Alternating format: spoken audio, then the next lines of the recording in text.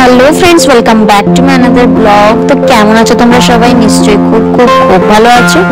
আমিও ভালো আছি। তোমরা যেমন আগের ভিডিওতে জানোই আমার ইউটিউব প্রবলেমের জন্যই আমি এই কদিন ভিডিও দিতে পারিনি। তো আমি কাল থেকে আবার রিনিউ করেছি ভিডিওটা। তো প্লিজ সঙ্গে থাকো আর প্লিজ প্লিজ প্লিজ সাপোর্ট করো। তো দেখতেই পাচ্ছ আজকে সকাল সকাল আমার লিও সোনার ইঞ্জেকশন লাগছে, ভ্যাকসিন লাগছে, যে 3 মাসের ভ্যাকসিনটা লাগে পপ্পিদের, সেই ভ্যাকসিনটাই লাগছে। তো যাই হোক, প্রচন্ড দুষ্টু হয়েছে।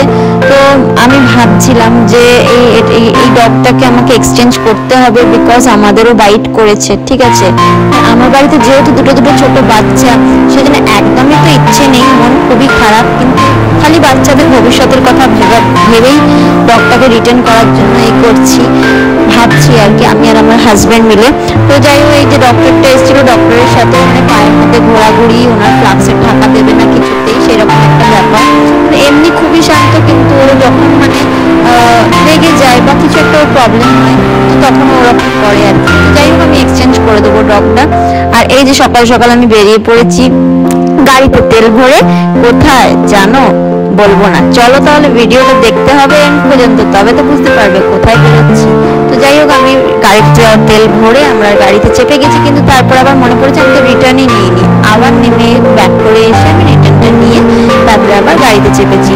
তো এখান থেকে আমার হাজব্যান্ড বেশি তেল নেয়নি, হাফ লিটারের মতো, জাস্ট পেট্রোল পাম্প যাওয়ার মতো তেল নিয়েছিলাম, বিকজ লুজ তেলে অনেক রকম প্রবলেম থাকে। সেই জন্য সবসময় সবাইকে বলা হয় যে পেট্রোল পাম্প থেকে পিওর অয়েলটাই নেওয়া উচিত, তাহলে গাড়ির যে লাইফ সেটা অনেকটা বেড়ে যায়। তো যাই হোক, দেখো এই রাস্তাগুলো অনেকদিন পরে আবার তোমরা দেখতে পাচ্ছ, এই যে সবুজ সবুজ সবুজ ঘাস, মাঝখানে একটা রোড, তার পাশ থেকে রেলগাড়ি যাচ্ছে রেল লাইন থেকে। তো তোমরা নিশ্চয়ই কমেন্ট করে জানাবে যে আমার এই জায়গাটা তোমাদের কেমন লাগে, আর যারা যারা এখানে থাকো তারা তো আমাকে কমেন্ট অবশ্যই করো যে কেমন তোমাদের এই জায়গাটা কেমন লাগে তার। তো যাই হোক, আবার পৌঁছে গেছি পেট্রোল পাম্পে। তো পেট্রোল পাম্পে দেখে বুঝতেই পারছো, পেট্রোল পাম্পে যেহেতু ফোন ইউজ করা একদমই অ্যালাউড নয়, সেজন্য আমাকে ভিডিওটা বন্ধ করতে হয়েছিল। তারপরে দেখো, আমি কতগুলো খুচরো পয়সা পেয়ে প্রচন্ড খুশি হয়ে গেছিলাম, বিকজ এখন তো খুচরো পাওয়াই যায় না, তাই জন্য এই খুচরোগুলোই নিয়েছিলাম আমি পেট্রোল পাম্প থেকে।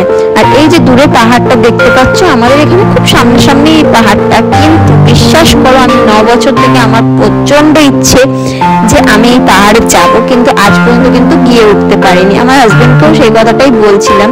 তো যদি আমি কোনোদিন যাই তাহলে আমি নিশ্চয়ই তোমাদের ব্লগ নিয়ে আসবো। আর এই যে ব্যাংকে এসে একটু কাজ ছিল, ব্যাংকের একটা অ্যাকাউন্ট ওপেনিং করার ছিল, সেই কারণে। তো যাই হোক, ব্যাংকের কাজ মানে তো তোমরা জানোই, তাই একটু হাফ টাইমে বেরিয়ে পড়েছিলাম। অনেকটা লিঙ্ক ফেল ছিল না কি ছিল, সার্ভার ডাউন ছিল জানি না, সেই জন্য এই পাশেই একটা ছিল ইলেকট্রনিক্সও বলতে পারো, আবার ফার্নিচারের দোকানও বলতে পারো, বিকজ এখানে আলমারি, সোফা, ক্যাবিনেট সবকিছু থেকে ফ্রিজ, টিভি, এসি, কুলার সবকিছুই পাওয়া যাচ্ছিল। তো আমরা ইলেকট্রনিক্স কাম ফার্নিচারের দোকান বলতে পারি। তো সেখানে এসে আমি একটু ভিডিও বানিয়ে নিচ্ছিলাম, এক দুটো রিলসও বানিয়েছিলাম। এই রেড কালারের এই যে শোকেসের মতো যেটাকে বলে ড্রেসিং টেবিল, তো সেটা খুব সুন্দর লেগেছিল, কিন্তু আমার এখন একদমই বাজেট নেই, সেই জন্য নিতে পারিনি। আমার রুমটার সঙ্গে খুব স্যুট করতো। তো যাই হোক, এখানে আবার বেরিয়ে পড়েছিলাম সব কাজ মিটিয়ে, কিন্তু বৃষ্টি কি পেছন ছাড়ে বড়, সেই জন্য সেই বৃষ্টি ভিজে গেছি। আজকে রেনকোট আনতেও ভিজে গেছি, সেই জন্য বাধ্য হয়ে আমাদের দাঁড়াতে হয়েছে। তো ব্লগটা শেষ পর্যন্ত দেখো প্লিজ প্লিজ প্লিজ, আর অনেক সাপোর্ট করো, তোমাদের সাপোর্ট আর ভালোবাসার অনেক প্রয়োজন। দেখা হচ্ছে নেক্সট ব্লগে, ততক্ষণ সবাই ভালো থেকো, সুস্থ থেকো, টাটা, বাই বাই।